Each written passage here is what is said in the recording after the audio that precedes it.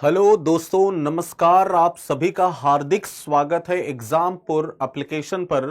दोस्तों, मेरा नाम है अतुल मिश्रा और मैं आज आपका पहला जीव विज्ञान का चैप्टर आप लोगों के समक्ष लेकर के उपस्थित हो चुका हूं। और इस चैप्टर का नाम आप सभी लोग स्क्रीन पर देखिए। चैप्टर का नाम है पोषण तथा पाचन तंत्र, यानी कि न्यूट्रिशन एंड डाइजेस्टिव सिस्टम। बेहद ही महत्वपूर्ण चैप्टर जो आपके एग्जामिनेशन के पॉइंट ऑफ व्यू से मैक्सिमम सवाल बच्चों इस चैप्टर से पूछे जाने की संभावना रहती है। तो हम लोग इस वे में पढ़ेंगे कि चीजों को हम लोग क्लास में ही बच्चों याद कर सकें, क्लास में ही मैक्सिमम चीजें हमें याद हो जाएं। फिर बाद में जब आप एक बार उसे रिवाइज कर लेंगे तो वो पूरी तरीके से बच्चों आपके दिमाग में वो सेट हो जाएगा। तो इस तरीके से हम लोग पढ़ने की पूरी तैयारी करेंगे। आइए सबसे पहले आप सभी लोग ध्यान दीजिए स्क्रीन पर कि देखिए चैप्टर का नाम क्या लिखा है। चैप्टर का नाम लिखा है पोषण तथा पाचन तंत्र। तो सबसे पहली बात तो ये कि पोषण क्या है और पाचन क्या है।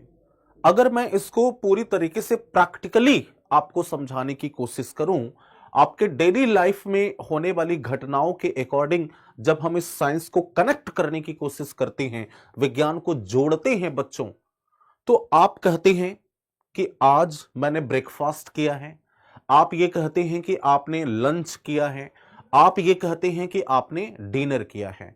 तो जो आप दैनिक जीवन की भाषा में बोलते हैं कि मैंने खाना खाया है, ब्रेकफास्ट खाया है, लंच किया है, डिनर किया है, साइंस की लैंग्वेज में आप उसी को एक टर्म देते हैं जिसका नाम है पोषण।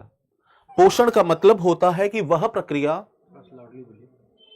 पोषण का मतलब होता है कि वह प्रक्रिया जिसके द्वारा कोई जीव भोजन को ग्रहण करता है अथवा भोजन का निर्माण करता है। जिस प्रक्रिया के द्वारा बच्चों कोई जीव, यहां पर भोजन का मतलब है ग्लूकोज से, वह प्रक्रिया जिसके द्वारा कोई जीव या तो ग्लूकोज का निर्माण कर ले या फिर ग्लूकोज को ग्रहण कर ले, उसे बोला जाता है क्या? उसे पोषण कहते हैं। और पाचन आप सभी लोग जानते हैं, पाचन का मतलब है कि भोज्य पदार्थों के जटिल अणुओं को, कॉम्प्लेक्स मॉलिक्यूल को सिंपल फॉर्म में बच्चों परिवर्तित करना। तो इस चैप्टर में हम दो चीजें पढ़ेंगे और दोनों क्रमबद्ध हैं। पहले आप भोजन ग्रहण करेंगे, फिर आप उस भोजन का पाचन करेंगे। तो आइए समझते हैं। पहला हेडिंग बना लीजिए, पोषण यानी कि न्यूट्रिशन। सबसे पहले इस चीज को आप लोग लिखिए कि पोषण क्या है, न्यूट्रिशन होता क्या है।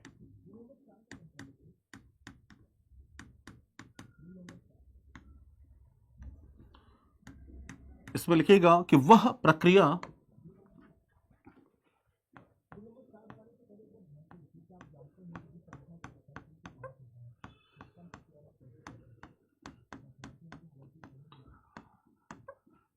जिसके द्वारा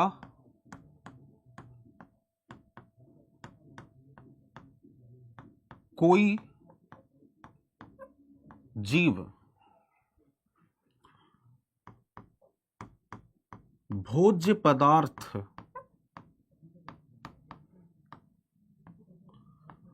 ब्रैकेट में लिखिएगा ग्लूकोज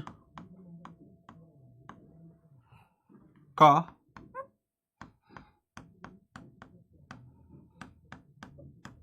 निर्माण करता है अथवा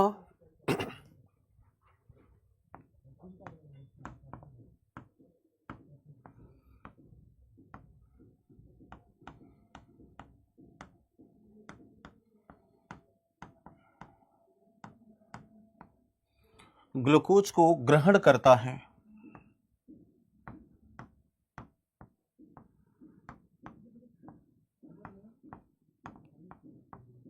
उसे बच्चों पोषण कहा जाता है। ठीक है, जिस प्रक्रिया के द्वारा कोई भी जीव ग्लूकोज बनाएगा अथवा अगर बना नहीं पा रहा है तो ग्रहण करेगा, बना बनाया ग्रहण कर लेगा, उसे पोषण कहते हैं। जैसे आपके घरों में होता है, किचन में मम्मी ने खाना बनाया, आप बना बनाया पा गए तो खा लिए। कहने का मतलब ये है। तो इस आधार पर पोषण दो प्रकार का होता है। यहां पर लिखिएगा वेरी इंपॉर्टेंट पॉइंट, पोषण दो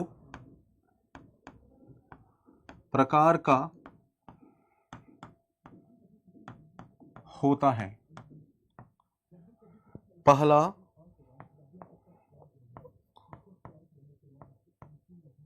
है बच्चों स्वपोषण, जिसे इंग्लिश में बोला जाता है autotrophic mode of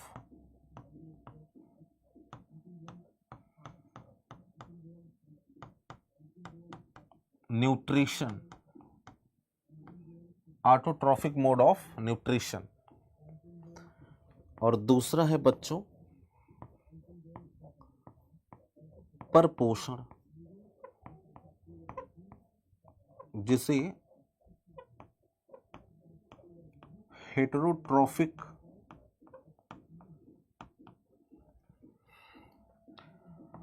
mode of nutrition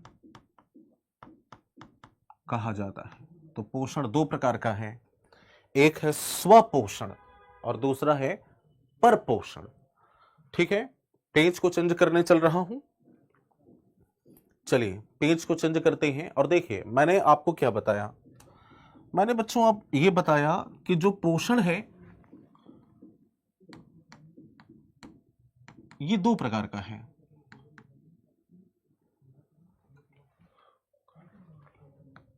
पहला मैंने बताया कि स्वपोषण। अगर आपसे पूछा जाए कि स्वपोषण किसमें पाया जाता है, और दूसरा मैंने बताया परपोषण, तो परपोषण किसमें पाया जाता है। तो बच्चों याद रखिएगा, स्वपोषण प्लांट में, पौधों में पाया जाता है। स्व का मतलब स्वयं पोषण कर लेने वाला, जो खुद अपने भोजन का निर्माण कर ले। देखिए स्व प्लस पोषण, जो खुद अपने स्वयं अपने भोजन का निर्माण कर ले, जो अपना नरिशमेंट सेल्फ कर ले, स्वयं कर ले, उसे बोला जाएगा स्वपोषण। तो पौधा खुद अपने भोजन का निर्माण कर लेता है। क्यों कर लेता है? क्योंकि बच्चों पौधों में एक हरे रंग का पदार्थ पाया जाता है जिसे क्लोरोफिल कहते हैं। तो पौधों में क्लोरोफिल प्रेजेंट होता है, क्लोरोफिल पाया जाता है। और इस क्लोरोफिल के होने से पौधे को फायदा यह पहुंचता है कि क्लोरोफिल की सहायता से पौधा सूर्य के प्रकाश को, सनलाइट को एब्जॉर्ब कर लेता है, सूर्य के प्रकाश को अवशोषित कर लेता है। सूर्य के प्रकाश को एब्जॉर्ब करने से पौधों को फायदा यह पहुंचता है कि ये फोटोसिंथेसिस कर सकता है। क्या कर सकता है बच्चों? ये फोटोसिंथेसिस कर सकता है। फोटोसिंथेसिस यानी कि प्रकाश संश्लेषण, फोटोसिंथेसिस कर सकता है।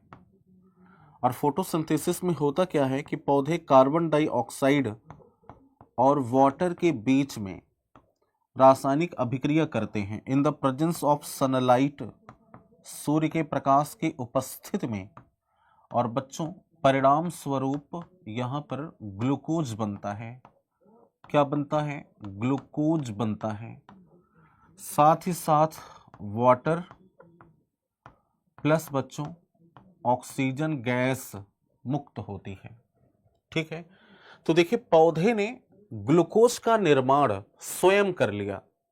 क्यों कर लिया? रीजन आपके सामने पूरी तरीके से यहां पर लिखा गया है। क्या? पौधे में क्लोरोफिल है, क्लोरोफिल के होने से फायदा यह पहुंचा कि ये सूर्य के प्रकाश को ग्रहण कर लिया, सूर्य के प्रकाश को ट्रैप कर लिया, सूर्य के प्रकाश को एब्जॉर्ब कर लिया। सूर्य के प्रकाश को एब्जॉर्ब करने से फायदा यह हुआ कि इसमें फोटोसिंथेसिस हो पाई, और फोटोसिंथेसिस में पौधा ग्लूकोज का निर्माण बच्चों स्वयं कर लेता है। तो पौधे ने ग्लूकोज का निर्माण स्वयं कर लिया, रीजन आपके सामने है। इसीलिए पौधों को बोला जाता है, इस पौधे को बोला जाता है स्वपोषी जीव। क्या बोला जाता है? स्वपोषी जीव। और पौधों में होने वाली यह प्रक्रिया बच्चों स्वपोषण के नाम से जानी जाती है। तो पौधों में जो प्रकाश संश्लेषण होता है, पौधों में जो फोटोसिंथेसिस होता है, उसी को क्या बोला जाता है? स्वपोषण। अब आगे सुनिए, जंतुओं के केस में अगर मैं बात करूं, परपोषण बच्चों जंतु में पाया जाता है। तो क्या जंतुओं में क्लोरोफिल पाया जाता है? आप बोलेंगे बिल्कुल नहीं भाई, जंतु में क्लोरोफिल नहीं होता, और क्लोरोफिल के न होने से जंतु सूर्य के प्रकाश को ग्रहण नहीं कर पाएगा, सूर्य के प्रकाश को एब्जॉर्ब नहीं कर पाएगा, जिससे जंतु में बच्चों फोटोसिंथेसिस नहीं होगी, प्रकाश संश्लेषण नहीं होगा, और ये ग्लूकोज का निर्माण नहीं कर पाएगा। तो जंतु में अगर ग्लूकोज नहीं है तो जंतु को जीवित रहने का कोई अधिकार नहीं है। क्यों भाई, हम जीवित क्यों हैं? आप जीवित क्यों हैं? कोई भी जीव जीवित क्यों होता है? इसके पीछे कारण यह है क्योंकि बच्चों हम जीवित रहने के बदले में कोई न कोई कार्य प्रतिदिन करते हैं। अगर हमें जीवित रहना है तो हमें भोजन ग्रहण करना होगा, हम भोजन ग्रहण करते हैं। अगर हमें जीवित रहना है तो हमें उस भोजन का पाचन करना होगा, हम भोजन को पचाते हैं। अगर हमें जीवित रहना है तो हमें अपने संपूर्ण शरीर में, समस्त कोशिकाओं में ऑक्सीजन की सप्लाई करनी होगी। हम ऑक्सीजन की सप्लाई कर रहे हैं भाई। अब क्या कर रहे हैं? बाहर से सांस लेते हैं, इस तरीके से आपने सांस लिया तो बाहर से ऑक्सीजन आकर के आपके फेफड़े में जाकर के भर गई, फेफड़े से वो ऑक्सीजन गया ब्लड में, ब्लड से सेल में गया। तो ये काम कर रहे हैं ना। जीवित रहना है तो आपको प्रतिदिन अपने शरीर से विषैले पदार्थों को बाहर निकालना होगा, और आप मूत्र के रास्ते से आप अपने शरीर से प्रतिदिन हानिकारक चीजों को बाहर निकाल रहे हैं। तो ये सब कार्य करने के लिए आपको एनर्जी चाहिए बच्चों, आपको ऊर्जा चाहिए। और ये ऊर्जा बच्चों हमें कौन प्रोवाइड करेगा? ग्लूकोज। और जंतु के केस में हम लोग ग्लूकोज का निर्माण नहीं कर पाते, क्योंकि हमारे पास ना तो क्लोरोफिल है, ना ही हम सूर्य के प्रकाश को ग्रहण कर पाएंगे, और ना ही हम प्रकाश संश्लेषण कर पाएंगे। तो जंतु करता क्या है बच्चों कि बना बनाया भोजन पौधों से ग्रहण कर लेता है। जंतु कहता है कि ठीक है, भले ही हम भोजन का निर्माण नहीं कर पा रहे हैं तो हम पौधों से बनाया हुआ ग्लूकोज ग्रहण कर लेंगे। इसलिए बच्चों जंतुओं को बोला जाता है परपोषी जीव, परपोषी जीव। और जंतुओं में होने वाली यह प्रक्रिया क्या कहलाती है? जंतुओं में होने वाली यह प्रक्रिया बच्चों परपोषण कहलाती है। कुछ समझ में आया? कहने का तात्पर्य यह है, कहने का मतलब यह है कि पौधा एक ऐसा जीव है जो ग्लूकोज बनाता है, और जंतु एक ऐसा जीव है जो पौधों के द्वारा बनाए गए ग्लूकोज को बच्चों रेडीमेड इनटेक कर लेता है, ग्रहण कर लेता है। तो पौधों को बोल दिया जाता है कि पौधे ऑटोट्रॉफ हैं, अर्थात स्वपोषी हैं, और जंतुओं को बोल दिया जाता है कि जंतु परपोषी हैं, अर्थात हेटेरोट्रॉफ हैं। मुझे उम्मीद है कि आपको यह पॉइंट समझ में आ गया होगा। अगर मैं इसे और ज्यादा क्लियर करने की कोशिश करूं तो ये देखिए बच्चों, जैसे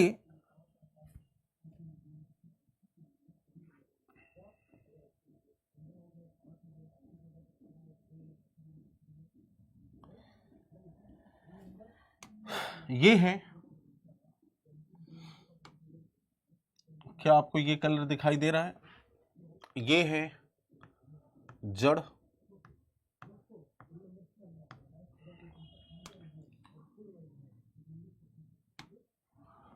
और ये है पौधों की पत्तियां, जो कि ग्रीन कलर की होती है, इसलिए मैं ग्रीन कलर यहां पर चूज कर रहा हूं।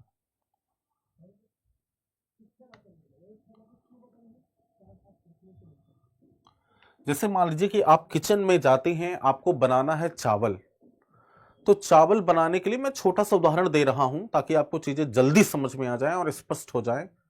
चावल बनाने के लिए आप क्या करते हैं? कुकर में चावल डालते हैं, थोड़ा सा पानी डालते हैं, फिर उसे चूल्हे पर रख देते हैं। एलपीजी की मदद से आपने चावल को बॉयल करके बना लिया। तो सेम ऐसे ही बच्चों, पौधे को अगर फोटोसिंथेसिस करना है, पौधे को अगर प्रकाश संश्लेषण करना है, तो पौधों के पास होना चाहिए कार्बन डाइऑक्साइड और दूसरा पौधों के पास होना चाहिए वाटर। तो पौधा करता क्या है कि अपने चारों ओर के वायुमंडल से कार्बन डाइऑक्साइड को ग्रहण कर लेता है, क्योंकि वायुमंडल में कार्बन डाइऑक्साइड है, तो ये कार्बन डाइऑक्साइड के 6 मॉलिक्यूल को ग्रहण कर लेता है। अब बच्चों, यही पौधा मृदा से, मिट्टी से पानी को एब्जॉर्ब कर लेगा, पानी के 12 मॉलिक्यूल्स को, पानी के यह 12 मॉलिक्यूल्स को एब्जॉर्ब कर लेता है। कहां से? मिट्टी से, मृदा से। अब यहां पर पानी और कार्बन डाइऑक्साइड को मिलाने के लिए पौधे को चाहिए ईंधन, अर्थात पौधे का ईंधन है सूर्य का प्रकाश। तो पौधा सूर्य से, ये है सन, सूर्य से सूर्य के प्रकाश को ग्रहण कर लेता है। क्यों ग्रहण कर लेता है? क्योंकि बच्चों, पौधों की पत्तियों में एक हरे रंग का पदार्थ पाया जाता है जिसे क्लोरोफिल कहते हैं। तो क्लोरोफिल की मदद से, क्लोरोफिल की हेल्प से ये सूर्य के प्रकाश को ग्रहण कर लेता है। ठीक है, अब ये रिएक्शन कंप्लीट होगी और बन जाएगा क्या? ग्लूकोज। ये है ग्लूकोज, और बदले में जल और ऑक्सीजन गैस मुक्त होगा। ठीक है, जल और ऑक्सीजन गैस मुक्त होगा। अब ध्यान से समझिएगा, पौधे ने ये जो ग्लूकोज बनाया है, पौधे ने ये जो ग्लूकोज बनाया है, इसे अपने शरीर में, अपने पत्तियों में, तने में, इस ग्लूकोज को बच्चों स्टार्च के रूप में, मंड के रूप में स्टोर कर लेता है। ठीक है, मंड के रूप में। पेपर में ये कई बार प्रश्न पूछा जा चुका है कि पौधों के शरीर में भोजन किस रूप में संग्रहित होता है। तो पौधों के शरीर में भोजन बच्चों स्टार्च के रूप में संग्रहित होता है, और इसलिए इस पौधे को बोला जाता है कि पौधा क्या है? स्वपोषी है, क्योंकि ये खुद सारी चीजें कर रहा है। या पौधे को उत्पादक, प्रोड्यूसर कहा जाता है। क्या बोला जाता है? प्रोड्यूसर। ये खुद भोजन बना रहा है। अब जंतु को क्या करना है कि पौधों के द्वारा बनाया गया यही भोजन ग्रहण करना है। तो बच्चों, जंतुओं की बहुत सारी वैरायटीज होती हैं। कुछ जंतु कहते हैं कि हम इस स्टार्च को डायरेक्ट पौधों से ग्रहण कर लेंगे। ये लोग सीधा सीधा जाते हैं, जैसे बच्चों हिरन है, जैसे बकरी है, गाय भैंस, ये सब है, खरगोश है। ये लोग क्या करते हैं कि ये लोग सीधा सीधा पौधे को खा लेते हैं।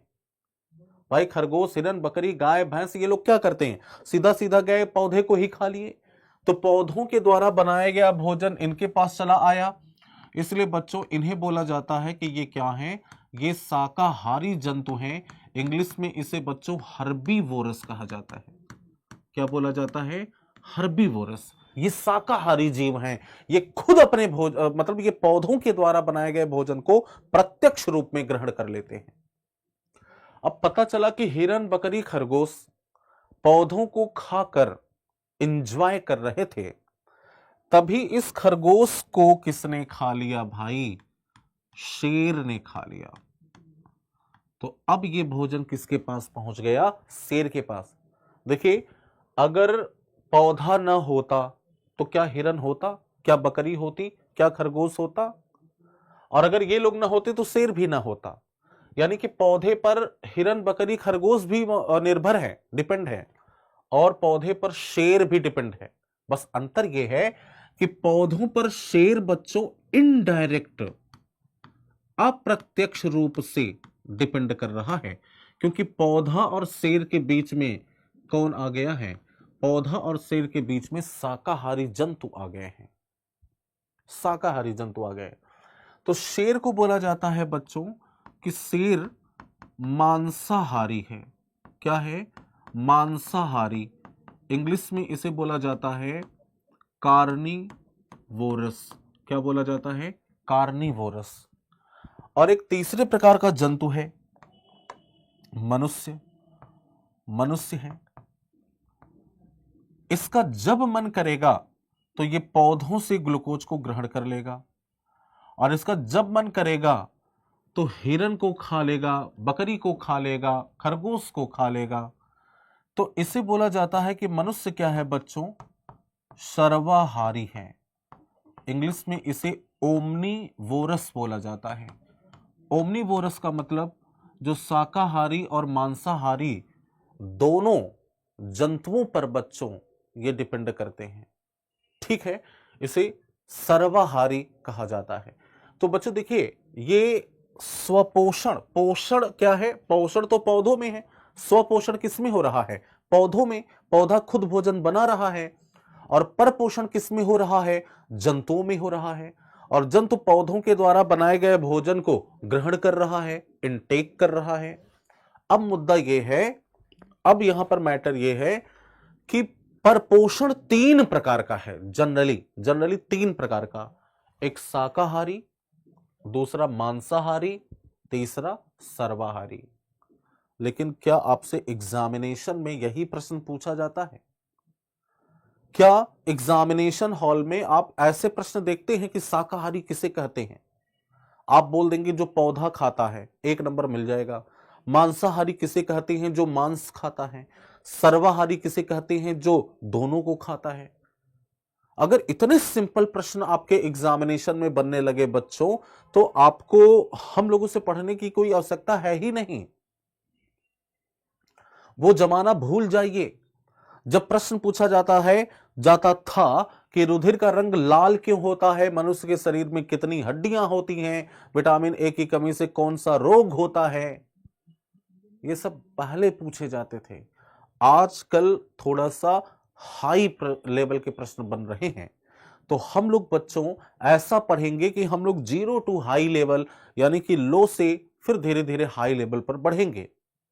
जैसे कुछ जंतु ऐसे होते हैं जो मृदा में, मिट्टी में उपस्थित कार्बनिक पदार्थों को खाते हैं, जैसे केंचुआ, जैसे दीमक। तो उसे क्या कहें? कुछ जंतु ऐसे होते हैं जो से सिर्फ रुधिर को चूसते हैं, ब्लड शक करते हैं, जैसे मादा मच्छर, फीमेल मॉस्किटो, जैसे लीच यानी कि जोंक। तो उन्हें क्या कहें? कुछ ऐसे होते हैं जो सड़े गले मृत जंतु या पौधों के शरीर को खाते हैं, जैसे बैक्टीरिया। कोई डेड बॉडी है, उस बैक्टीरिया क्या करता है? उस डेड बॉडी को डिकम्पोज कर देता है, अपघटित कर देता है। तो उससे क्या कहें? और कुछ ऐसे होते हैं, कुछ जंतु ऐसे होते हैं जो अपने मल को खा लेते हैं, अपने फीकल मैटर खा लेते हैं। जैसे खरगोश बच्चों अपने ही मल को खा लेता है। जैसे सुअर दूसरे जंतुओं के फीकल मैटर को खा लेता है, मल को खा लेता है। तो उसे क्या कहें? इस टाइप के प्रश्न बच्चों आपको यहां पर देखने को मिलता है। तो अब मैं आपको एक एक करके इन सब के बारे में बच्चों कंप्लीट जानकारी देने चल रहा हूं। तो पहला हेडिंग सबसे पहले बना लीजिए, स्वपोषण। पहला हेडिंग बना लीजिए, स्वपोषण। अब इन चीजों को हम लोग लिखेंगे, ठीक है।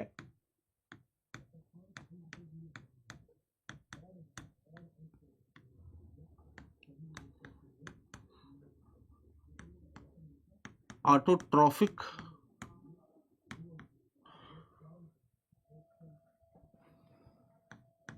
मोड ऑफ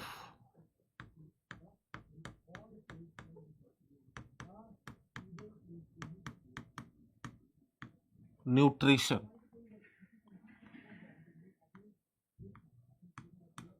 इसमें लिखिएगा कुछ जीव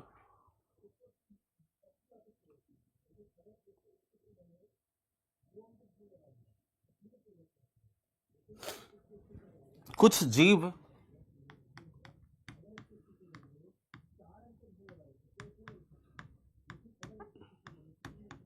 जैसे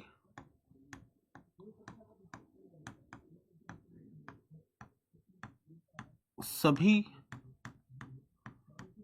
हरे पौधे, ग्रीन प्लांट, सभी हरे पौधे एवं शैवाल, शैवाल यानी कि इंग्लिश में एल्गी, कुछ जीव जैसे सभी हरे पौधे एवं शैवाल इस पृथ्वी पर सबसे ज्यादा फोटोसिंथेसिस करने का रिकॉर्ड किसके पास है? बहुत बार पेपर में प्रश्न पूछा जा चुका है। इस पृथ्वी पर सर्वाधिक फोटोसिंथेसिस करने का रिकॉर्ड बच्चों शैवालों के पास है, एल्गी के पास है। यानी इस पृथ्वी पर जितना प्रकाश संश्लेषण होता है उस प्रकाश संश्लेषण का लगभग 90% भाग सिर्फ शैवालों के द्वारा परफॉर्म किया जाता है। तो यहां पर लिखिएगा कि कुछ जीव जैसे सभी हरे पौधे एवं शैवाल अपने भोजन अर्थात ग्लूकोज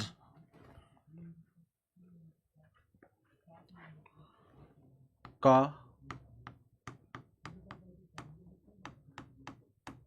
निर्माण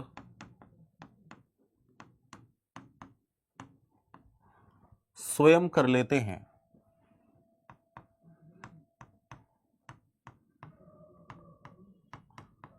क्योंकि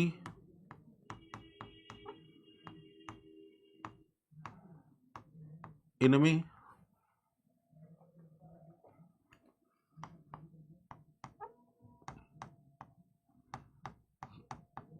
क्लोरोफिल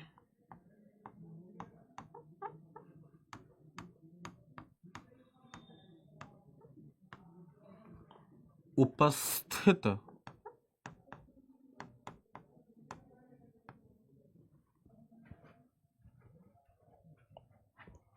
होता है।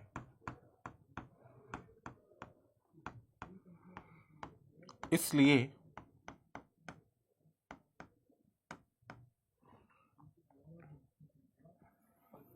इन्हें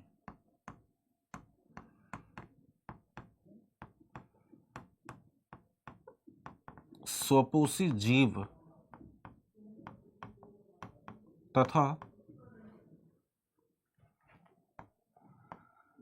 यह प्रक्रिया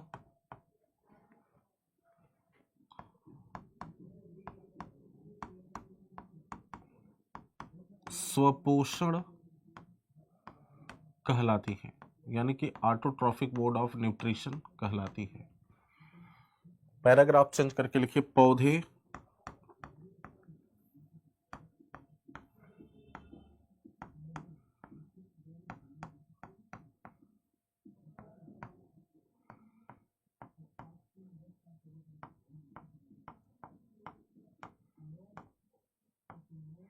क्लोरोफिल की सहायता से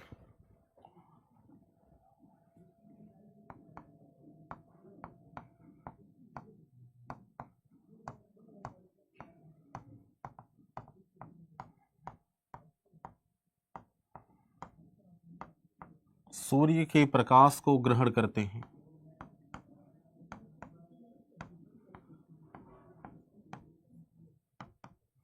अर्थात सनलाइट को एब्जॉर्ब करते हैं। सूर्य के प्रकाश को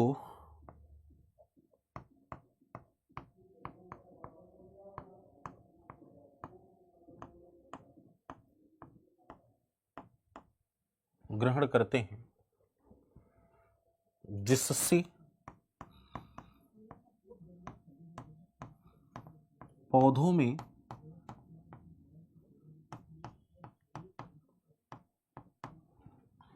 कार्बन डाइऑक्साइड तथा जल के मध्य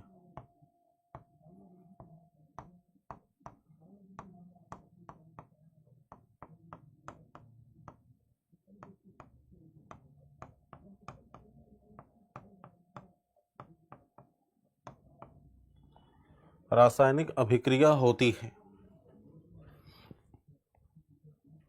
रासायनिक अभिक्रिया होती है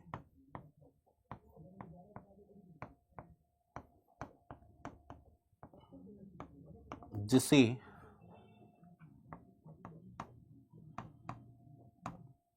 प्रकाश संश्लेषण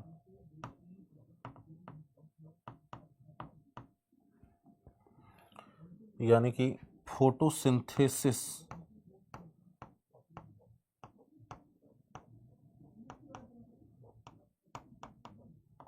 जिसे प्रकाश संश्लेषण या फोटोसिंथेसिस कहते हैं,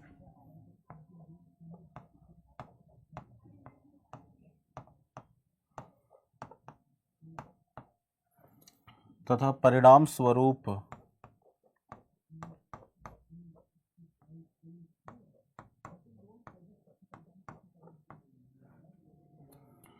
ग्लूकोज का निर्माण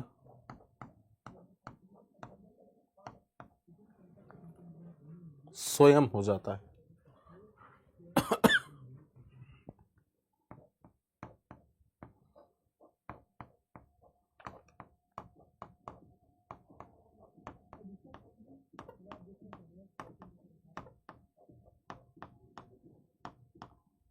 नोट करिए। तो पौधा ग्लूकोज का निर्माण स्वयं कर लेता है, रीजन आपके सामने है, क्योंकि पौधा में क्या है, क्लोरोफिल है, और इस क्लोरोफिल से पौधा सूर्य के प्रकाश को ग्रहण करेगा, और सूर्य के प्रकाश में जब फोटोसिंथेसिस होगी, कार्बन डाइऑक्साइड और जल के बीच में अभिक्रिया होगी, तो ग्लूकोज का निर्माण स्वयं हो जाएगा। ठीक है, नोट करिए। नेक्स्ट पेज पर हम लोग बढ़ते हैं। नेक्स्ट पेज में लिखेगा वेरी इंपॉर्टेंट पॉइंट, एग्जामिनेशन में बहुत बार पूछा गया प्रश्न, लिखेगा कि पौधों में भोजन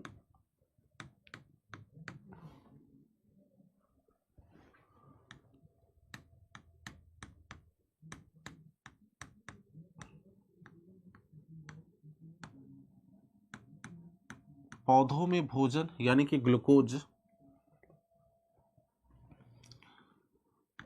मंड अर्थात स्टार्च के रूप में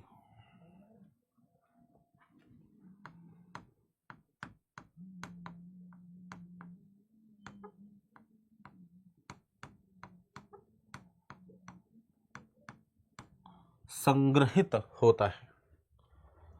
पौधों में भोजन स्टार्च के रूप में संग्रहित होता है। ठीक है, चलिए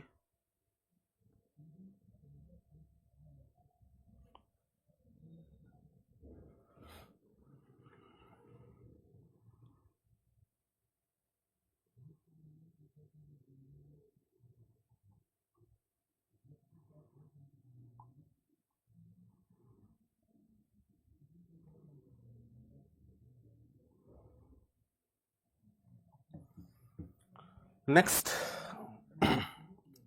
फोटोसिंथेसिस के रिएक्शन में आपको लिखा देता हूं। ये देखिए 6CO2 प्लस 12H2O, ये अभिक्रिया हो रही है सूर्य के प्रकाश की उपस्थिति में,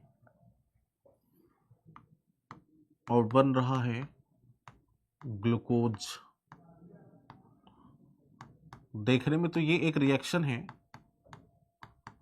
लेकिन इस रिएक्शन से बच्चों कम से कम 8 से 9 प्रश्न आपके एग्जाम में बनते हैं। 8 से 9 प्रश्न, और बहुत बार ये प्रश्न बच्चों रिपीट होते हैं, रिपीट। जैसे अगर आपसे प्रश्न बने कि प्रकाश संश्लेषण की प्रक्रिया में पौधों के लिए आवश्यक रॉ मटेरियल क्या है, कच्चे पदार्थ क्या है, यानी किन पदार्थों को पौधा यूज करेगा, तो कार्बन डाइऑक्साइड और जल। तो यहां पर लिखेगा कि प्रकाश संश्लेषण, हर पॉइंट महत्वपूर्ण है। प्रकाश संश्लेषण यानी कि फोटोसिंथेसिस, प्रकाश संश्लेषण, फोटो सिंथेसिस के लिए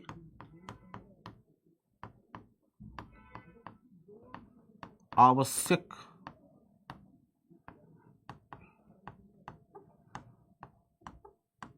कच्चे पदार्थ यानी कि रॉ मटेरियल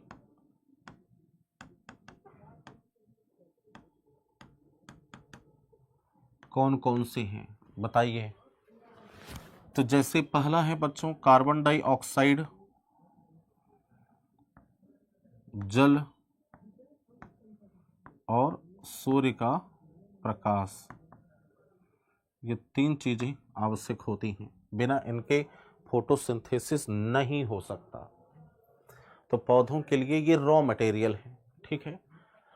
दूसरा प्रश्न ये बनता है कि प्रकाश संश्लेषण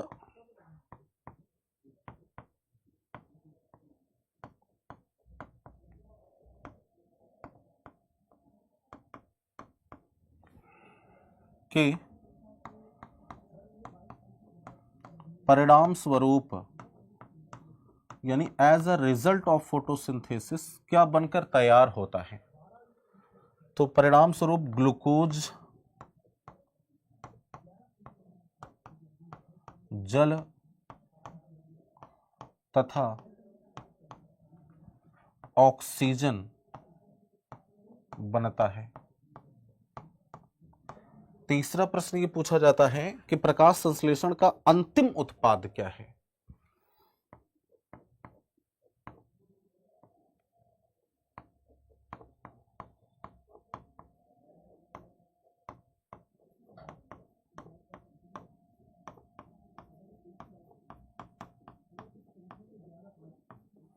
प्रकाश संश्लेषण का अंतिम उत्पाद अर्थात एंड प्रोडक्ट, लास्ट में क्या बनकर तैयार होता है, तो प्रकाश संश्लेषण का एंड प्रोडक्ट ऑक्सीजन होता है। क्या है, ऑक्सीजन। ये देखिए ऑक्सीजन रिलीज कर रही है, ऑक्सीजन रिलीज हो रहा है। नोट करिए, नोट करिए। तो मैं पेज को चेंज करूंगा।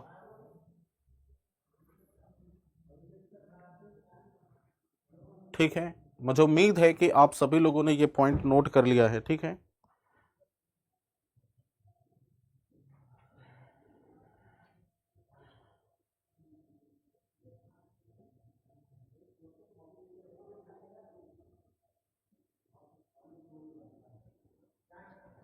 चलिए नेक्स्ट है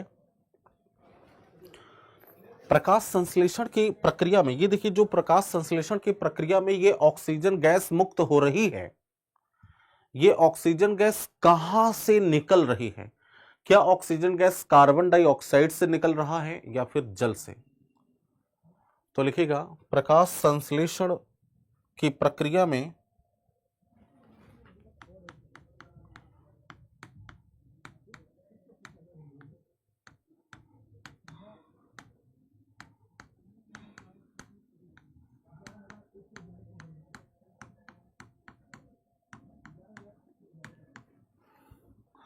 प्रकाश संश्लेषण की प्रक्रिया में ऑक्सीजन गैस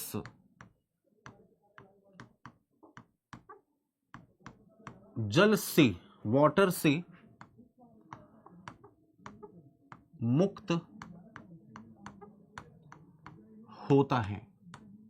ठीक है। नेक्स्ट पॉइंट लिखेगा प्रकाश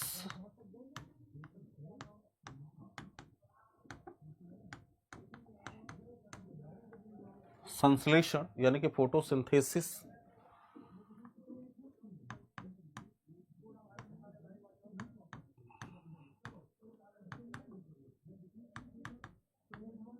एक प्रकार की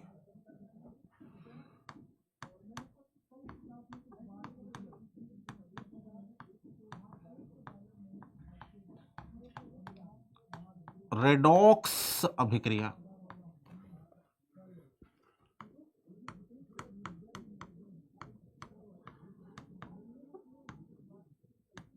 रेडॉक्स रिएक्शन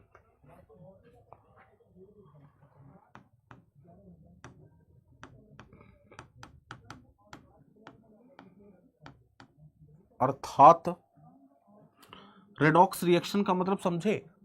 देखिए ये जो मैंने फोटोसिंथेसिस का रिएक्शन लिखा था कि 6CO2 प्लस 12H2O, ये अभिक्रिया हो रही है सनलाइट के प्रेजेंस में और बन रहा है ग्लूकोज, वाटर और ऑक्सीजन गैस निकल रहा है। तो ये जो रिएक्शन है बच्चों, ये एक प्रकार की रेडॉक्स अभिक्रिया है। कैसी अभिक्रिया है? Redox reaction. और सुनिए, अगर आप रेडॉक्स का संधि विच्छेद करें तो ये देखिए, ये दो शब्दों से मिल RED और OX। RED का मतलब होता है रिडक्शन, अर्थात इसमें रिडक्शन भी हो रहा है, और OX का मतलब होता है ऑक्सीडेशन। रिडक्शन को हिंदी में बोलते हैं अपचयन और ऑक्सीडेशन को बोलते हैं ऑक्सीकरण। अर्थात प्रकाश संश्लेषण एक ऐसी अभिक्रिया है जिसमें अपचयन और ऑक्सीकरण दोनों होता है। ठीक है, तो प्रकाश संश्लेषण एक प्रकार की रेडॉक्स रिएक्शन है, इसमें अपचयन और ऑक्सीकरण दोनों होता है। आप में से ऐसे विद्यार्थी होंगे जो लोग हो सकता है ये सारी चीजें पहली बार पढ़ रहे हों, तो उनको ये लग सकता है कि मैं उसको बहुत डीपली पढ़ा दे रहा हूं, ये तो कभी पढ़ा ही नहीं। तो अगर आप इस आधार पर बोलेंगे कि आप नहीं पढ़े थे और आज मैं आपको बता रहा हूं, तो आप सोचें कि ये बहुत डीपली पढ़ा दिया मैंने। ऐसा बिल्कुल नहीं है। आपकी जानकारी में ऐसे बहुत सारे पॉइंट्स हैं जो आप नहीं पढ़े हैं, लेकिन वो एग्जाम में पूछा जाता है। आजकल एग्जामिनेशन में यही सब पूछा जाता है। फोटोसिंथेसिस में बताओ किसका ऑक्सीकरण होता है और किसका अपचयन होता है। फोटोसिंथेसिस में किसका अपचयन होता है और किसका ऑक्सीकरण? तो याद रखेगा कि कार्बन डाइऑक्साइड का अपचयन और जल का बच्चों ऑक्सीकरण होता है। फोटोसिंथेसिस की प्रोसेस में रिडक्शन जो होगा, अपचयन जो होगा, वो कार्बन डाइऑक्साइड का, और ऑक्सीकरण क्या होगा? जल का। जल का ऑक्सीकरण होगा और कार्बन डाइऑक्साइड का अपचयन होता है। नोट करिए, नोट करिए। ठीक है, चलिए, मुझे उम्मीद है कि आप सभी लोगों ने ये पॉइंट नोट कर लिया होगा। अब मैं बढ़ूंगा कुछ और महत्वपूर्ण पॉइंट की तरफ। जैसे अगर आपसे पूछा जाए कि किस रंग के प्रकाश में फोटोसिंथेसिस सबसे ज्यादा और किस रंग के प्रकाश में फोटोसिंथेसिस सबसे कम होता है, तो ध्यान से सुनिए। जैसे बच्चों, अब मैं क्या करूं, मैं आपको चाहूं तो ये सब एक एक लाइन में लिखा सकता हूं कि लाल रंग में सबसे ज्यादा फोटोसिंथेसिस, हरे रंग में सबसे कम फोटोसिंथेसिस होता है। लेकिन मुझे बताना बहुत जरूरी है ताकि आपको चीजें समझ में आए। आप सिर्फ चीजों को रटना मत, अगर रटेंगे ना तो बार बार मिसिंग होगा, बार बार भूलेंगे। और अगर कंसेप्ट समझेंगे तो अगर आपको समझ में आएगा और भले ही आपको याद ना हो, लेकिन जब एग्जाम में वही प्रश्न आएगा तो एक बार आपको मेरा चेहरा जरूर याद आएगा कि कौन है अतुल मिश्रा। ठीक है, तो आपको वो चीजें हो सकता है याद आ जाएं। तो देखिए, बच्चों ये जो सूर्य का प्रकाश होता है, सूर्य के प्रकाश का योगदान आप जानते हैं कि फोटोसिंथेसिस में कितना है। बिना सूर्य के प्रकाश का फोटोसिंथेसिस नहीं हो सकता। फोटोसिंथेसिस अगर पौधा करेगा तो सनलाइट का होना बहुत जरूरी है, और सनलाइट तभी एब्जॉर्ब कर सकता है जब पौधे के पास क्लोरोफिल होगा। इसीलिए भगवान ने पौधों को क्लोरोफिल देकर के भेजा है कि ये लो बेटा, पृथ्वी पर जा रहे हो तो क्लोरोफिल ले लो, ताकि सूर्य के प्रकाश को ग्रहण कर सको, सूर्य के प्रकाश को एब्जॉर्ब कर सको और तुम भोजन बना सको, ताकि तुम्हारे द्वारा बनाए गए भोजन को जंतु भी खा ले, मनुष्य भी खा लें, और मनुष्य भी खा करके उस भोजन को क्या करें, जीवित रहें। थोड़ा सा पानी पी लेता हूं मैं।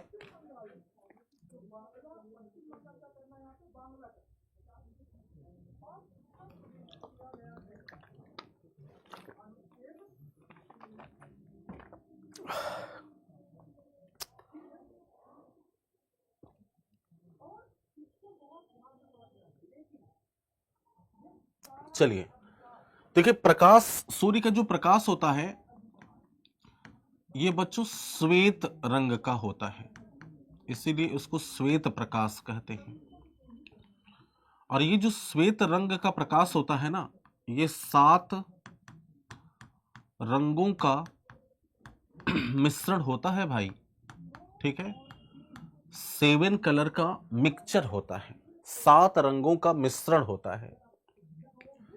और इस 7 रंग के मिश्रण का मतलब क्या हुआ कि 7 कलर बचपन से पढ़ते चले आ रहे हो,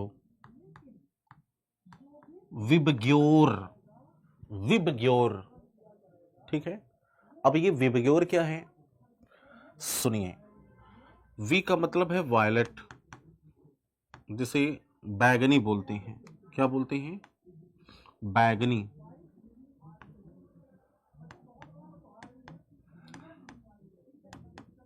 बैगनी जो होता है इसका वेवलेंथ सबसे कम होता है, इससे ज्यादा वेवलेंथ होता है इंडिगो का। इंडिगो को हिंदी में बोलते हैं जामुनी। फिर इससे ज्यादा होता है ब्लू का, ब्लू जानती है, नीला। फिर ग्रीन का, फिर येलो का, फिर ऑरेंज का, और सबसे ज्यादा होता है रेड का। लाल रंग का वेवलेंथ सबसे ज्यादा होता है, बैगनी रंग का वेवलेंथ सबसे कम, बैगनी रंग का वेवलेंथ सबसे कम, और लाल रंग का वेवलेंथ सबसे ज्यादा।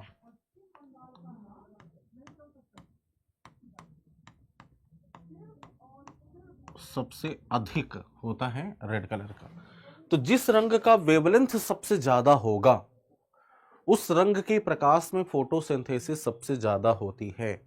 तो यहां पर नोट करके लिखिएगा कि लाल रंग में, लाल रंग के प्रकाश में तरंग दैर्ध्य मतलब समझते हैं, तरंग दैर्ध्य, बार बार मैं तरंग दैर्ध्य बोल रहा हूं, तो तरंग दैर्ध्य को इंग्लिश में बोलते हैं वेवलेंथ।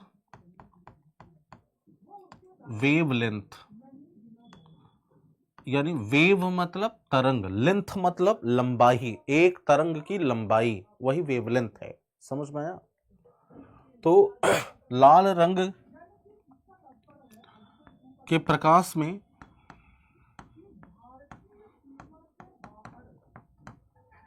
प्रकाश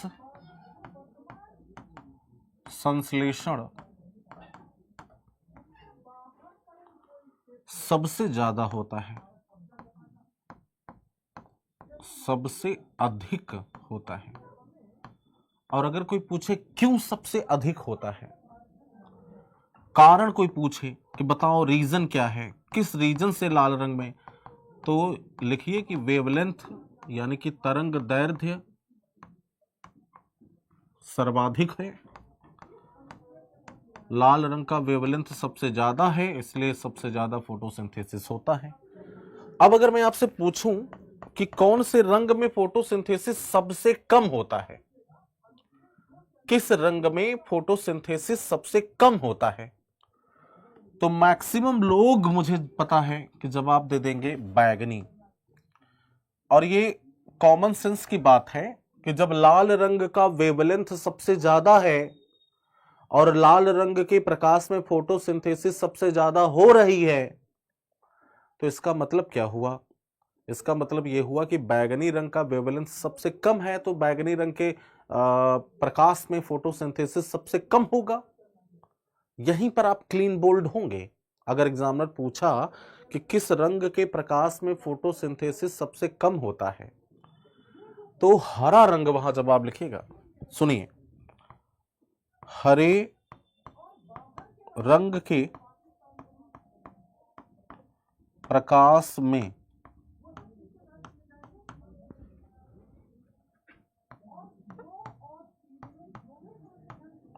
प्रकाश संश्लेषण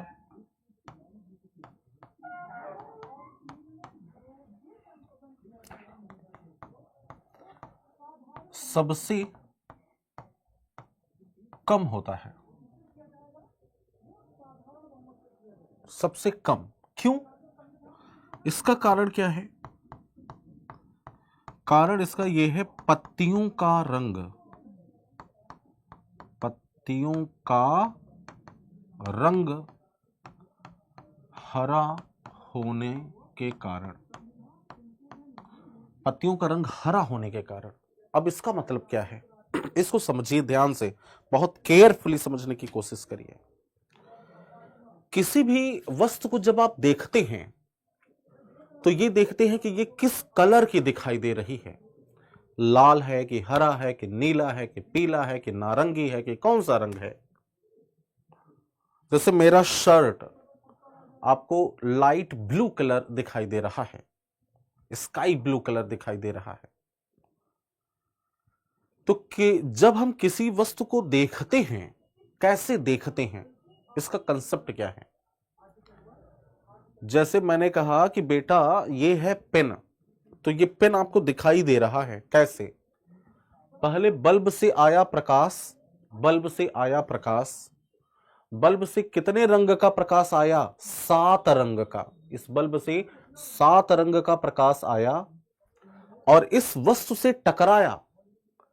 फिर इस वस्तु से टकराया तो इस वस्तु ने क्या किया कि कुछ रंगों को, उन 7 रंग, जो 7 रंग आए इससे टकराए, उन 7 रंगों में से कुछ रंगों को एब्जॉर्ब कर लिया, कुछ रंगों को अवशोषित कर लिया और कुछ रंगों को प्रतिकर्षित किया। हर वस्तु की यह क्वालिटी होती है। जब किसी वस्तु पर प्रकाश पड़ता है तो वह वस्तु कुछ रंगों को एब्जॉर्ब और कुछ रंगों को प्रतिकर्षित करती है। अगर कोई वस्तु आपको लाल दिखाई पड़ रही है, लाल, इसका मतलब यह है कि उसने लाल रंग के प्रकाश को प्रतिकर्षित कर दिया। लाल दिखाई देने का मतलब यह हुआ कि उसने लाल रंग के प्रकाश को प्रतिकर्षित कर दिया। अगर कोई वस्तु आपको नीली दिखाई पड़े, जैसे ये शर्ट नीला दिख रहा है क्योंकि ये शर्ट बच्चों नीले रंग के प्रकाश को प्रतिकर्षित कर रहा है, नीले रंग के प्रकाश को एमिट कर रहा है, प्रतिकर्षित कर रहा है। कोई वस्तु आपको बैगनी दिखाई दे, इसका मतलब वह वस्तु बैगनी रंग के प्रकाश को प्रतिकर्षित कर रहा है। कोई वस्तु अगर आपको हरी दिखाई पड़े, हरी, इसका मतलब यह हुआ कि उसने हरे रंग के प्रकाश को प्रतिकर्षित कर दिया है। तो पत्तियां आपको कैसे दिखाई पड़ती हैं बच्चों?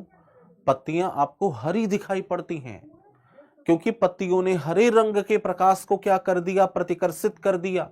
हरे रंग के प्रकाश को पत्तियों ने लिया ही नहीं, और अगर लिया तो बहुत कम लिया। पत्तियों का रंग हरा होने के कारण पत्तियां हरे रंग के प्रकाश को नहीं लेती, हरे रंग के प्रकाश को प्रतिकर्षित कर देती हैं। जिस वस्तु का जो रंग होता है वह उसी रंग के प्रकाश को प्रतिकर्षित करता है। ठीक है, तो हरे रंग के प्रकाश को पत्तियां नहीं लेती, इसलिए सबसे कम फोटोसिंथेसिस किसमें होगा? और अगर ऑप्शन में हरा है, मान लीजिए प्रश्न पूछ रहे कि किस रंग के प्रकाश में, ध्यान से सुनो, कंफ्यूजन मत रखना अपने मन में यार, कंफ्यूज मत होना। अगर प्रश्न पूछा जाए कि किस रंग के प्रकाश में फोटोसिंथेसिस सबसे कम होता है, किस रंग के प्रकाश में फोटोसिंथेसिस सबसे कम होता है, और विकल्प में हरा रंग नहीं है, जैसे दे दिया लाल, बैगनी, नारंगी, तो किस रंग में सबसे कम, तब वहां पर आपका जवाब होगा बैगनी, क्योंकि बैगनी रंग का वेवलेंथ सबसे कम है, वहां पर जवाब होगा बैगनी। लेकिन अगर ऑप्शन में हरा दे दिया, ऐसी परिस्थिति में भले ही बैगनी हो, तो आपका जवाब बच्चों हरा सही होगा। ध्यान से समझिएगा, हरा, क्योंकि पत्तियों का रंग हरा है और पत्तियां हरे रंग के प्रकाश को नहीं लेती हैं। समझ में आ गया? मुझे उम्मीद है कि समझ में आ गया होगा। सब कुछ समझ में आया कि नहीं? एक बार कमेंट कर दो सभी लोग, समझ में आ गया या नहीं। मुझे उम्मीद है कि समझ में आ गया होगा। ठीक है, चलिए पेज को चेंज करते हैं, पेज को चेंज करते हैं। नेक्स्ट पॉइंट लिखिएगा। देखिए, प्रकाश संश्लेषण एक प्रकार की उष्मा शोषी अभिक्रिया है। यह प्रश्न भी बहुत पूछा जाता है। प्रकाश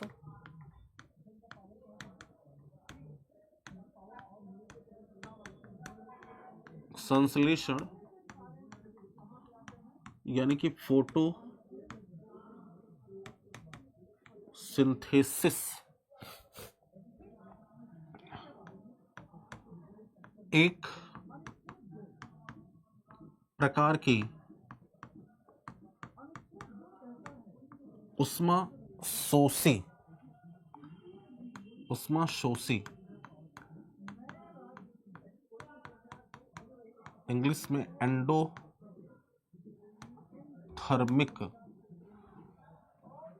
रिएक्शन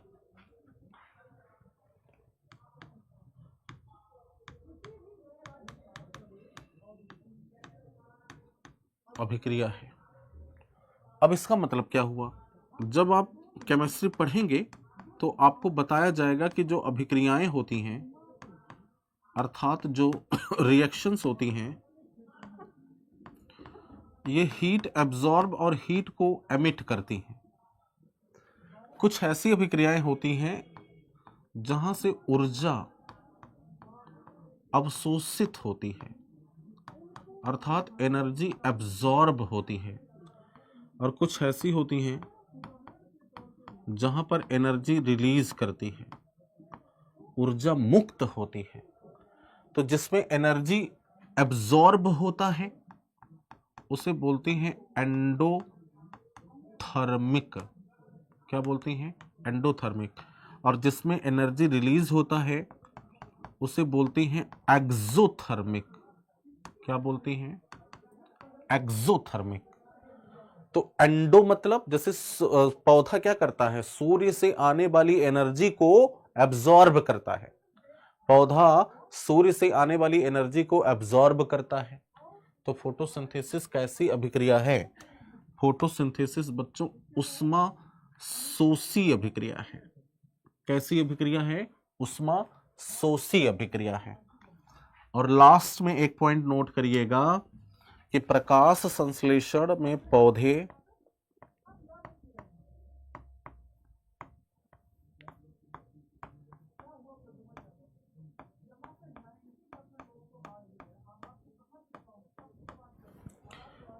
प्रकाश संश्लेषण में पौधे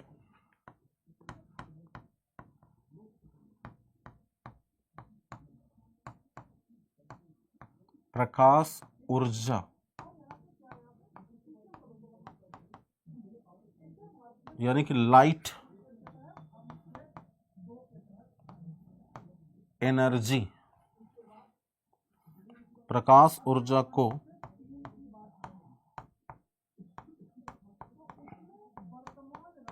रासायनिक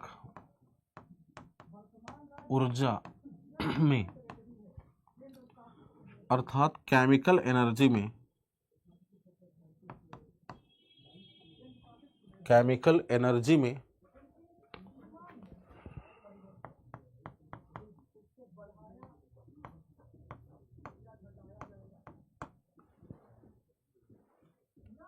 रूपांतरित कर देते हैं।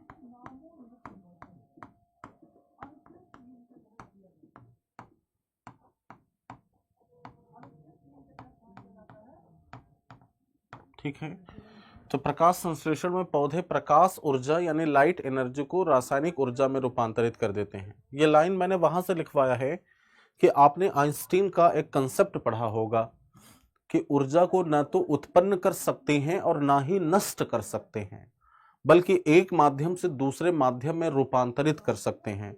तो फोटोसिंथेसिस में पौधा सूर्य से लाइट एनर्जी ले रहा है और बदले में क्या बना रहा है? ग्लूकोज, यानी कि प्रकाश ऊर्जा को रासायनिक ऊर्जा में वो क्या कर रहा है? ट्रांसफॉर्म कर रहा है, परिवर्तित कर रहा है। समझ में आया या नहीं? उम्मीद है कि समझ में आ गया होगा। इस तरीके से आपका स्वपोषण कंप्लीट हो गया है। अब दूसरा हेडिंग बना लीजिए, परपोषण। दूसरा है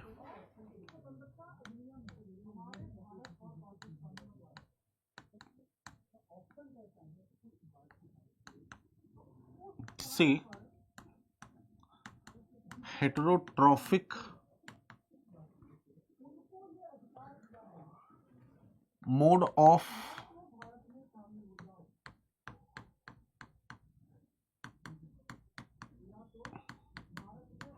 न्यूट्रिशन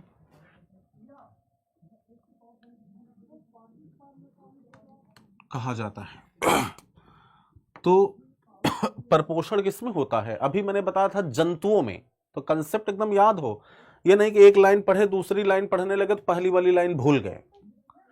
इस वे में पढ़ाई मत करिएगा, ठीक है? तो देखिए परपोषण के बारे में लिखेगा, कुछ जीव जैसे सभी जंतु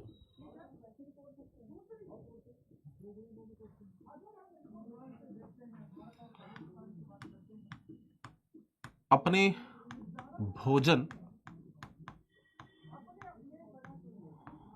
अर्थात ग्लूकोज का निर्माण स्वयं नहीं कर पाते।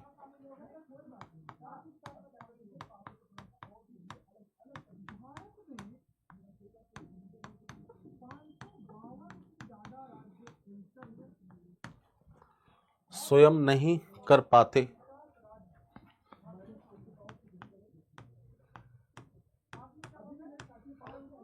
क्योंकि इनमें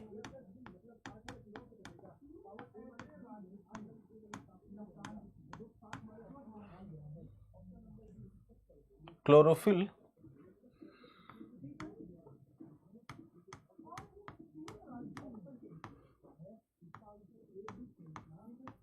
अनुपस्थित होता है, क्योंकि इनमें क्लोरोफिल अनुपस्थित होता है, एब्सेंट होता है। अतः ये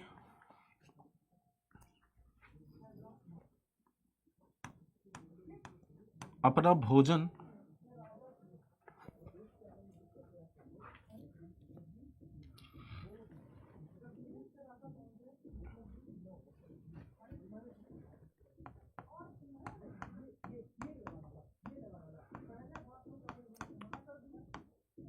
यह अपना भोजन प्राप्त करने के लिए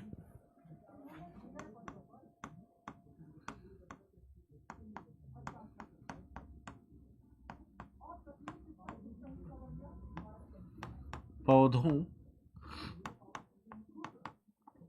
या अन्य जंतुओं पर निर्भर होते हैं।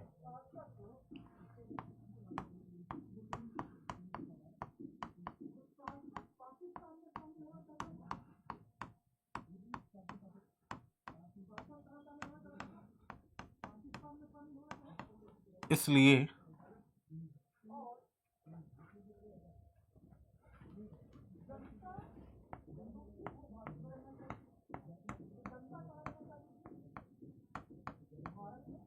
इन्हें परपोषी जीव तथा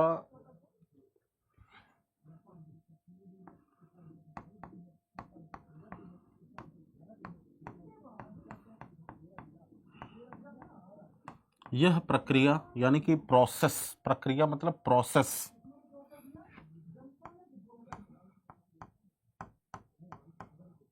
परपोषण कहलाती है। परपोषण देखिए लिखे ना, हेटेरोट्रॉफिक मोड ऑफ न्यूट्रिशन।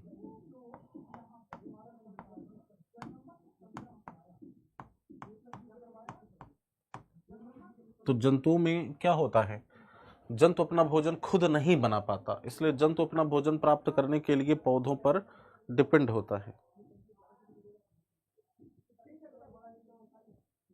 ठीक है,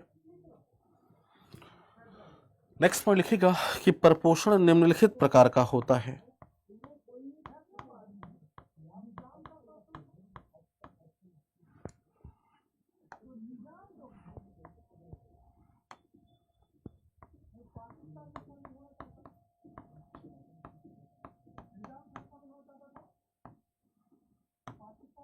निम्नलिखित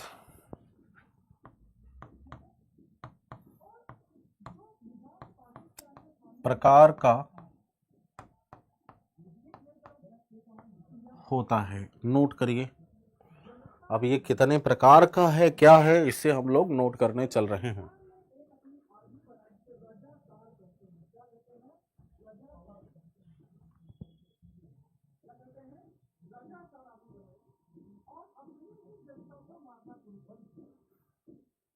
तो एक तरफ लिखिएगा परपोषण के प्रकार,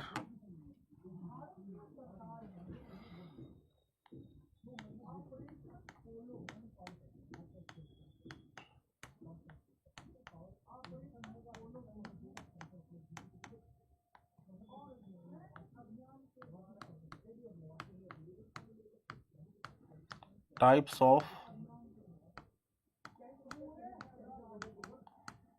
हेटेरोट्रॉफ,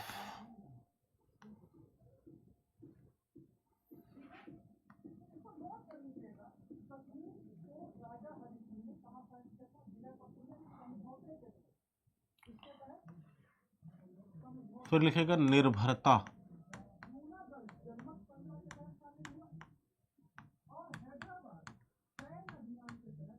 अर्थात डिपेंड्स ऑन, ये किस पर डिपेंड करता है।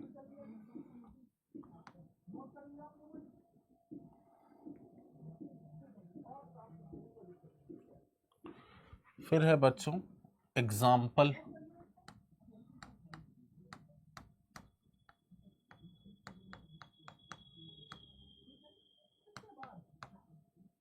एग्जाम्पल उदाहरण। तो सबका हम लोग बारी बारी से नाम, परपोषण के प्रकार, ये सारी चीजें हम लोग लिखेंगे।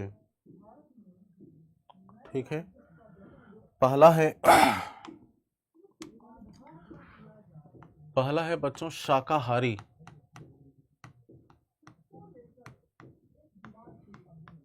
इंग्लिश में इसे बोला जाता है हर्बीवोरस। और शाकाहारी वे होते हैं बच्चों जो किस पर डिपेंड होते हैं, पौधों पर, जैसे खरगोश,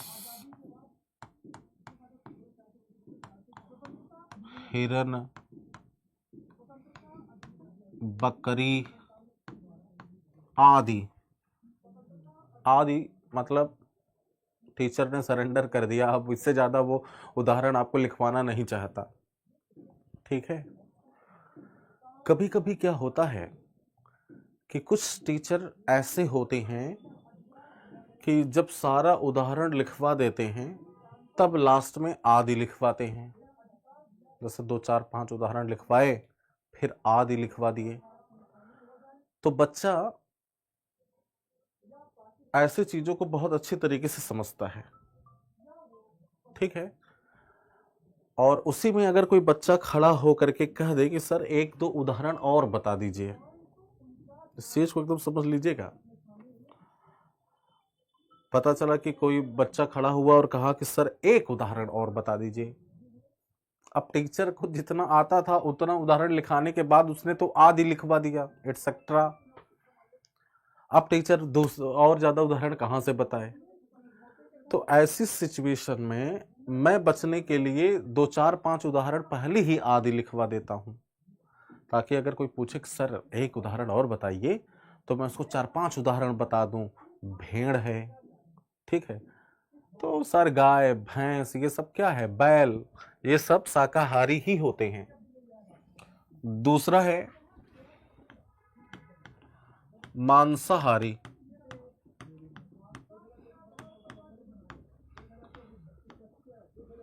जिसे इंग्लिश में बोलते हैं कार्निवोरस।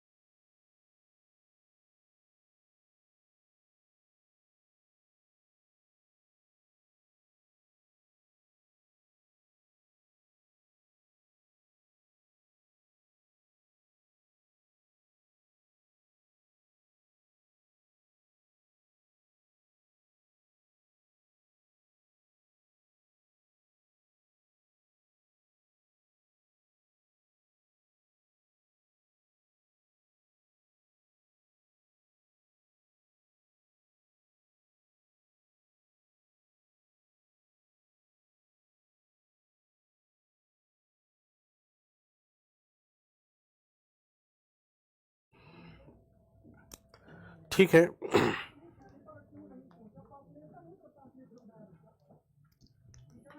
तो देखिए मांसाहारी जिसे बोला जाता है कार्निवोरस,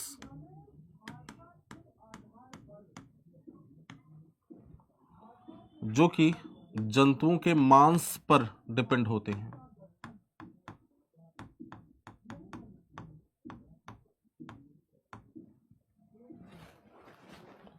इसका उदाहरण है जैसे शेर,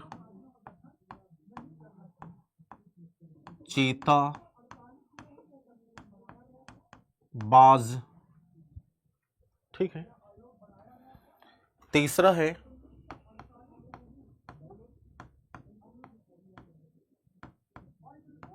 सर्वाहारी,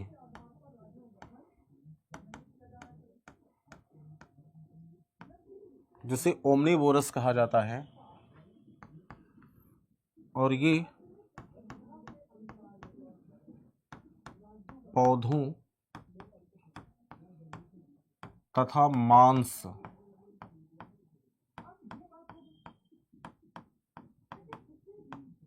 दोनों पर निर्भर होते हैं। जैसे मनुष्य है,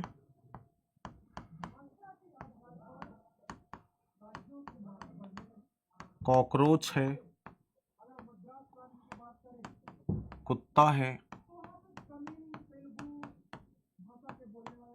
बिल्ली है, आदि। चौथा है बच्चों, वेरी इंपॉर्टेंट, इन्हें बोला जाता है अपर्दाहारी।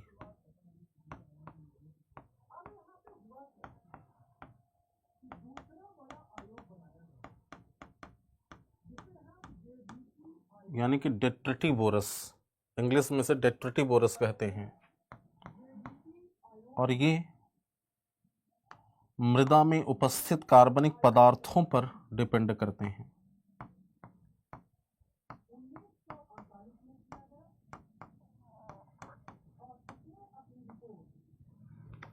मृदा में उपस्थित कार्बनिक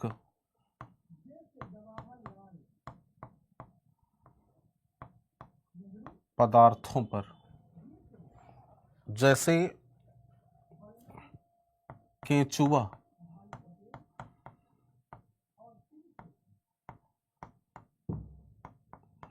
यानी कि अर्थवर्म,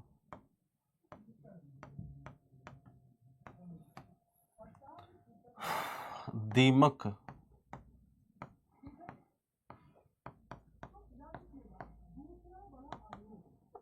टर्माइट। पांचवा है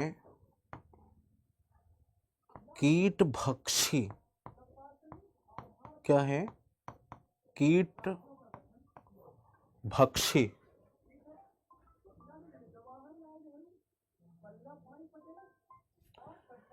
कीट भक्षी को इंग्लिश में बोलते हैं इंसेक्टिवोरस।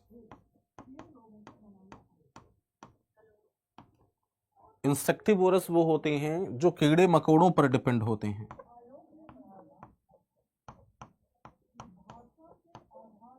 कीटों पर डिपेंड होते हैं, कीड़े मकोड़ों को खाते हैं, जैसे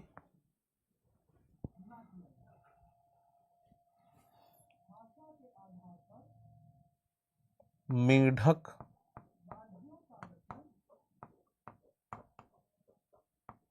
छिपकली। ठीक है, मेढक या छिपकली, नोट करिए।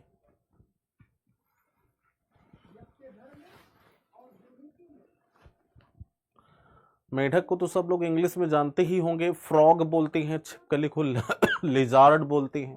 ठीक है, चलिए नेक्स्ट पेज में लिखिएगा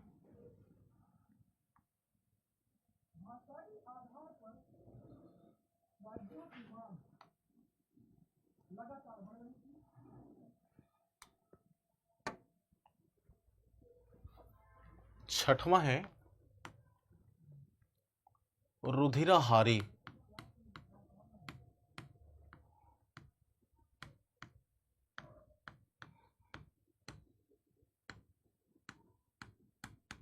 संगवीवोरस, रुधिराहारी, जो कि रुधिर पर डिपेंड होते हैं, यानी कि ये रुधिर को चूसते हैं। जैसे बच्चों मादा मच्छर, ये तो सभी लोग जानते होंगे ना कि मच्छर, जो नर मच्छर होता है, यानी कि जो मेल मॉस्किटो होता है, वो नहीं काटता, काटती है तो मादा मच्छर। ठीक है, फीमेल मॉस्किटो, जोंक, यानी कि लीच,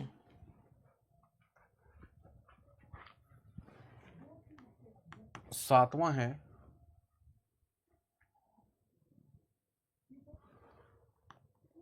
फल भक्षी।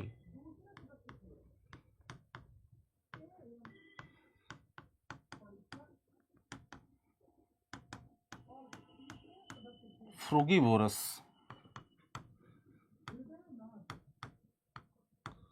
जो फलों पर डिपेंड होते हैं, जैसे पक्षी, बर्ड्स, पक्षी वर्ग, गिलहरी यानी कि स्क्वैरल। नाइन्थ है मृतोपजीवी।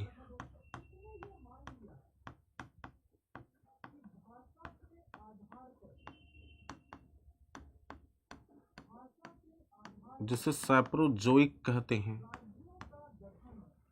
या इन्हें अपघटक भी कहा जाता है।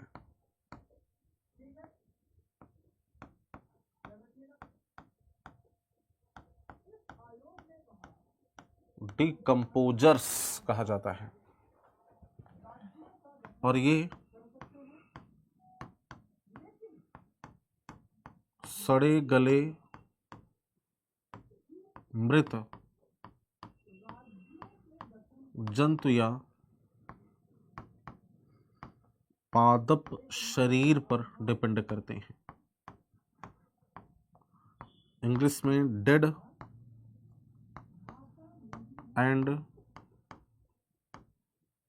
डिकेइंग प्लांट एंड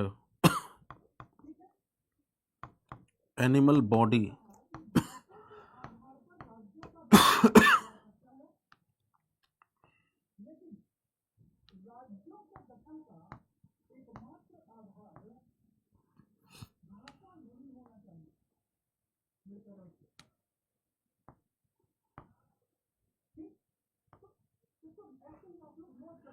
इसका उदाहरण है जैसे बैक्टीरिया,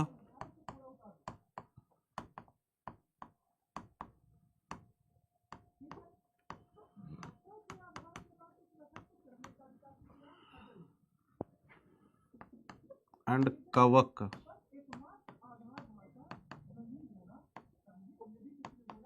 यानी कि फंजाई। ठीक है। और 10वां है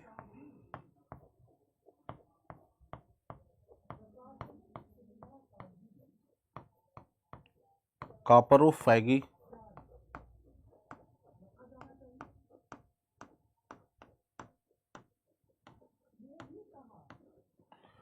कापरोफैगी वे होते हैं जो स्वयं या अन्य जंतुओं के मल पर डिपेंड होते हैं। मल मतलब फीकल मैटर, मल पर डिपेंड होते हैं। जैसे खरगोश, खरगोश अपने मल को खाता है और सूअर दूसरे जंतुओं के मल को खाता है। खरगोश का जो एलिमेंट्री कैनाल होता है, खरगोश का जो आहार नाल होता है, ये बहुत छोटा होता है। ये एक बार में सेलुलोज का पाचन नहीं कर पाता, इसलिए ये अपने मल को त्यागता है और पुनः खा लेता है। यह घटना बच्चों कापरोफैगी कहलाती है। कापरोफैगी। मुझे उम्मीद है कि आपने नोट कर लिया होगा और लास्ट में एक हेडिंग बना ली, मतलब एक पॉइंट और नोट कर लें लास्ट में, और ये है कैनिबल्स। क्या है? 11वां है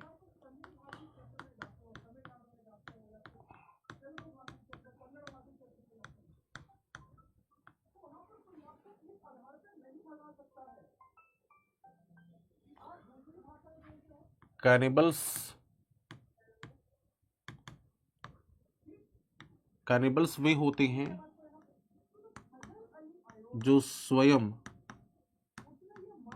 या अन्य जंतुओं, एक मिनट माफ कीजिएगा, कैनिबल्स वे होते हैं जो